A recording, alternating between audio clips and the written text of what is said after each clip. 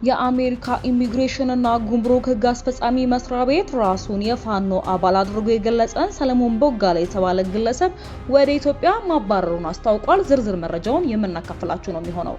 ኮሚሽኑ በመቶዎች የሚቆጠሩ የአርሚ 7 ታጣቂዎች የተሃድሶ ስልጠና መቀላቀላቸውን ገለጸ። የትግራይ ጸጥታ ቢሮ በበኩሉ መግለጫውን ውድቅ አድርጎታል። በምርጫ ቦርድ በአማራና በትግራይ ክልላዊ መንግስታት መካከል አከራካሪ ሆነው በቆዩ የ5 የምርጫ ክልሎች ላይ ከፌዴሬሽን ምክር ቤት የደረሰውን ውሳኔ ተግባራዊ እንዲያደርግ በከፍተኛ ፍርድ ቤት የተጣለበት እገዳ ተነስቷል። ይህንን መረጃ የምናካፍላችሁ ነው የሚሆነው። የቮይስ ኦፍ ኢትዮጵያን ቤተሰቦች ሰብስክራይብ ታደርጉ እየጋበዝናችሁ ወደ ዝርዝር ዘገባዎችም የምናልፍ ነው የሚሆነው።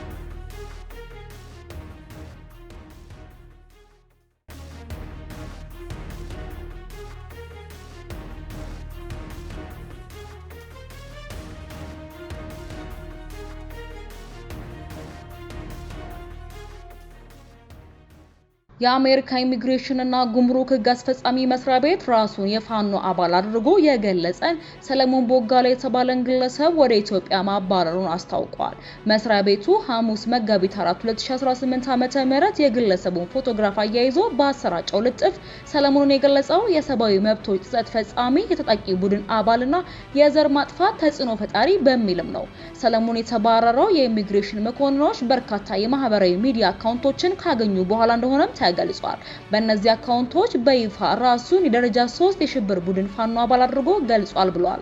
የሰለሞን ቦጋለ ልጥፎች የትግራይ ተወላጆችን ከኢትዮጵያ በማጽዳት ማሳደድና ጥቃት እንዲፈጸምባቸው ጥሪ አቅርበዋል ሲልም ወንጅሏል። በፌስቡክ ላይ ከ100,000 በላይ ተከታዮች ያሉት ሰለሞን የትግራይ ተወላጆች ላይ ጥቃት እንዲፈጸም አነሳስተዋል ከተባሉ የማህበራዊ ሚዲያ ልጥፎች ጋር በተያያዘ ስሙ ሲነሳ ይህ የመጀመሪያውም አይደለም። ዘ ቢሮ ኦፍ ኢንቨስቲጌቲቭ ጆርናሊዝም የተባለው ለትርፍ ያልተቋቋመ የምርመራ ጋዜጠኝነት ማዕከል ላይ በአውሮፓውያኑ አቆጣጠር 2022 የወጣ አንድ የምርመራ ዘገባ ላይም ሰለሞንን ጠቅሶት እንደነበረም የሚታወስ ነው የሚሆነው። ከፍተኛ ፍርድ ቤት በምርጫ ቦርድ ላይ የተጣለውን እገዳ አነሳ። በምርጫ ቦርድ በአማራና በትግራይ ክልላዊ መንግስታት መካከል አከራካሪ ሆነው በቆዩ የ5 ምርጫ ክልሎች ላይ ከፌዴሬሽን ምክር ቤት የደረሰው ውሳኔ ተግባራዊ እንዳያደርግ በከፍተኛ ፍርድ ቤት የተጣለበት እገዳ ተነስቷል። ፍርድ ቤቱ እግዱን የጣለው ስምረት ፓርቲ የፌዴሬሽን ምክር ቤት ውሳኔን ተቀብሎ ይፋ ባደረገው የኢትዮጵያ ብሔራዊ ምርጫ ቦርድ ላይ ክስ መመስረቱን ተከትሎም ነው።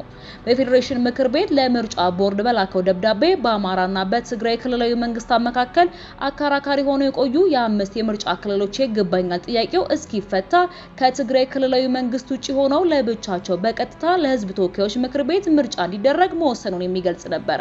ይሁንና ከሳሽ ስምረት ፓርቲ መጋቢት 2 ቀን 2018 ዓ.ም ለፌዴራል ከፍተኛ ፍርድ ቤት ለአንደኛ የምርጫ ጉዳዮች ችሎት ክሱን ማንሳቱንም አስታውቋል። ስምረት ፓርቲ ክሱን ያነሳው ከፌዴሬሽን ምክር ቤት ለቦርዱ የተላከው ደብዳቤ በምክር ቤቱ ምልአተ ጉባኤ የተወሰነ ሳይሆን በምክር ቤቱ አፈ ጉባኤ ተወስኖ የተላከ መሆኑን በማረጋገጡም ነው። የምክር ቤቱ ህጋዊ ውሳኔ ሊባል የሚችለው አባላቱ በምልአተ ጉባኤ ተገኝተው በአጀንዳ ተወያይተውና ድምጽ ሰጥተውበት ሲጸድቅ ብቻ ነው። በመሆኑም ይህ የአፈ ጉባኤው ደብዳቤ የምክር ቤቱን ህጋዊ አቋም የማይወክልና በምክር ቤቱ አባላት ዘንድ የማይታወቅ መሆኑንም አረጋግጫለሁ ብሏል። በመሆኑም በህግ ረገድ መሰረት በሌለው ሰነድ ላይ ተመስርቶ ክርክሩን መቀጠል የክቡር ፍርድ ቤቱን ውድ ጊዜና የህዝብ ሀብት ያለአግባብ ማባከን መሆኑን ክሱ እንዳስነሳ ማስታወቁም ይታወሳል።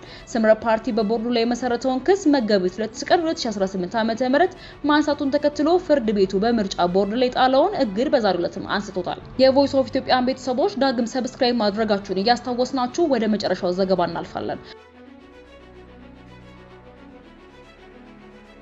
ኮሚሽኑ በመቶዎች የሚቆጠሩ የአርሚ 7 ታጣቂዎች የተሃድሶ ስልጠና መቀላቀላቸውን ገለጸ። የትግራይ ጸጥታ ቢሮ በበኩሉ መግለጫውን ውድቅ አድርጎታል። የኢትዮጵያ ብሔራዊ የተሃድሶ ኮሚሽን በሱዳን ድንበር አቅራቢያ ሰፍረው ከ500 በላይ የቀድሞ የአርሚ 7 የህወሓት ተዋጊ ኃይል አባላት በአዋሽ አርባ ጊዜያዊ ማዕከል ትጥቅ በመፍታት ወደ ማህበረሰቡ የመቀላቀልና መልሶ የመቋቋም ወይንም ዲዲአር ሂደት ውስጥ እየተካፈሉ መሆኑን አስታውቋል። የትግራይ ሰላምና ጸጥታ ቢሮ የኮሚሽኑን መረጃው አሳሳች ሲል የገለጸው ሲሆን መግለጫው በትግራይ የሚገኘው ቢሮ ሳያውቀው የወጣ መሆኑንም አስታውቋል። ቢሮ ባወጣው መግለጫ የኮሚሽኑ ጎምዛዛ ቀል ሲል የገለጸው ሲሆን የፌዴራል መንግስት የፕሪቶሪያውን የሰላም ስምምነት ህጋዊ ፈራሚዎችን ወደ ጎን በመተው ታጣቂዎችን በግል በማነጋገር ወደ ዲዲአር ሂደቱ እንዲገቡ እያደረገ ነው ሲልም ከሷል። ትችቱ የቀረበው ኮሚሽኑ ከ500 በላይ የሆኑ የአርሚ 7 አባላት ቀደም ሲል የኢትዮጵያ መከላከያ ሰራዊት አባላት የነበሩና በትግራይ ጦርነት ወቅት ከህወሓት ጋር ተሰልፈው የተዋጉት ወታደሮች በአዋሽ አርባ የዲዲአር ተግባራት ተግባራትን መጀመራቸውን ማስታወቁን ተከትሎ ነው። እንደ ኮሚሽኑ ገለጻ ከሆነ ቡድኑ በይፋ ከሰራዊት ለመሰናበት ለፌዴራል መንግስት ጥያቄ ያቀረበ ሲሆን በአሁኑ ወቅት በሀገራዊ የዲዲአር መርሃ ግብር አካልነት የተሃድሶ ስልጠና እየወሰደም ይገኛል። ሂደቱን በሰሜን ኢትዮጵያ የሁለቱን ዓመት ጦርነት ላበቃው የፕሪቶሪያ የሰላም ስምምነት ተገዢ መሆኑንም አመላክቷል። በሰኔ 2017 ዓ.ም ብሔራዊ ተሃድሶ ኮሚሽን ከትግራይ ክልል 45000 የቀድሞ ታጣቂዎች ተሰናፍ ወደ ማህበረሰባቸው በቀላቀላቸውንም ገልጾ ነበር። ይህም ኮሚሽኑ ሂደቱን ያጠናቀቁት 17000 ብቻ ናቸው ብሎ ከዘገበ ከሁለት ወራት ባነሰ ጊዜ ውስጥ የታየ ከፍተኛ ጭማሪው ነው። ይህ ወቅታዊ መረጃ ሰኔ 17 ቀን ከዲዲአር አጋር ግብረ ኃይል ጋር በተደረገ የፕሮግራም አፈጻጸም ግምገማ ወቅት የቀረበም ነው። ኮሚሽኑ በመላ ሀገሪቱ በአራት ክልሎች ከ56000 በላይ የቀድሞ ታጣቂዎች መሰናበታቸውን የገለጸ ሲሆን አብዛኛው ማለትም ከ45000 በላይ የሚሆኑት ከትግራይ ክልል የመጡም ናቸው። ኮሚሽኑ የትጥቅ መፍታት ከሰራዊት ማሰናበትና መልሶ ማቋቋም ወይንም ዲዲአር መርሃ ግብርን የሀገሪቱን የሰላም ሂደት ቁልፍ አካል ሲል የገለጸው ሲሆን ዓላማውም የቀድሞ ታጣቂዎች በሕክምና በስነ ልቦናና በገንዘብ ድጋፍ ወደ ሲቪል ህይወት እንዲመለሱ መርዳት መሆኑንም ገልጿል። የኮሚሽኑ ምክትል ኮሚሽነርና የመከላከያ ሀገራዊ የቀድሞ ተዋጊዎችን ሞቢላይዝ የማድረግ የተሃድሶ ስልጠና በመስጠት ወደ ማህበረሰቡ የመቀላቀል ፕሮግራም አስተባባሪ ብርጋዴር ጀነራል ደረቤ መኩሪያም ሂደቱ በሚቀጥሉት ጥቂት ቀናት ውስጥ እንደገና እንደሚጀምርም በወቅቱም ገልጸው ነበር። ምንም እንኳን ኮሚሽኑ በህዳር 2014 ዓ.ም በፌዴራል መንግስት ለሁለት ዓመታት እንዲያገለግል የተቋቋመ ቢሆንም ለመጀመሪያው ምዕራፍ የሚፈልገው ከ29.7 ቢሊዮን ብር በላይ በጀት አለመገኘትና በተለያዩ የሀገሪቱ አካባቢዎች ለሚታዩ ግጭቶች ፖለቲካዊ መፍትሄ አለመኖሩ ለኮሚሽኑ ትልቅ ተግዳሮትም ሆኖ ቀጥሏል። በትግራይ 75000 የቀድሞ ተዋጊዎችን ትጥቅ ማስፈታትና ወደ ማህበረሰቡ የመቀላቀል ሂደት በህዳር 12 2017 ዓ.ም በይፋ መጀመሩ ይታወቃል። ይህም ከ7 ክልሎች የተወጣጡ ከ371000 በላይ የቀድሞ ታጣቂዎችን ትጥቅ ማስፈታት የሚደረገው ሰፊ ሀገራዊ ጥረት አካል ሲሆን ለስራው ከ760 ሚሊዮን ዶላር በላይ ያስፈልጋል።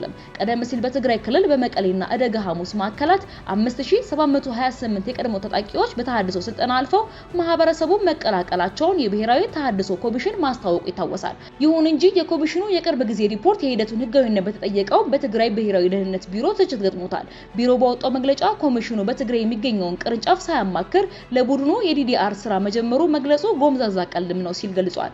ቢሮ አክሎም የፌዴራል መንግስት የፕሪቶሪያውን ስምምነት ህጋዊ ፈራሚዎችን ወደ ጎን በመግፋት ታጣቂዎችን በግል ለማነጋገር እየሞከረ ነው ሲልም ወንጅሏል። በህግና በስርዓት መመራትን እንደ ውርደት የሚቆጥረው ብልጽግና የፕሪቶሪያውን ስምምነት ህጋዊ ፈራሚ ወደ ጎን በመግፋትና ታጣቂዎችን በግል በመግባባት በአዋሽ አርባ ወደ ዲዲአር እንዲገቡ በማድረግ ስልጣና ላይ ለመቆየት በሚያደርገው ቅዠት ውስጥ ሆኖ ሲንቀጠቀጥ እያየን ነው ብሏል። ይህ የቅርብ ጊዜ የቃላት ልውውጥ በፌዴራል ባለስልጣናትና በትግራይ ክልላዊ ተቋማት መካከል በዲዲአር ፕሮግራም አተገባበርና በፕሪቶሪያው የሰላም ስምምነት ድንጋጌዎች ዙሪያ ያለውን ቀጣይነት ውጥረትን የሚያባብስ ነው ሆኗል። ያለውን ቀጣይነት እንዲሁም ውጥረት የሚያባብስም ሆኗል። የቮይስ ኦፍ ኢትዮጵያ ቤተሰቦች ዳግም ባለ አዲስ መረጃዎች እስክንገናኝ ድረስ በደህና ቆዩ።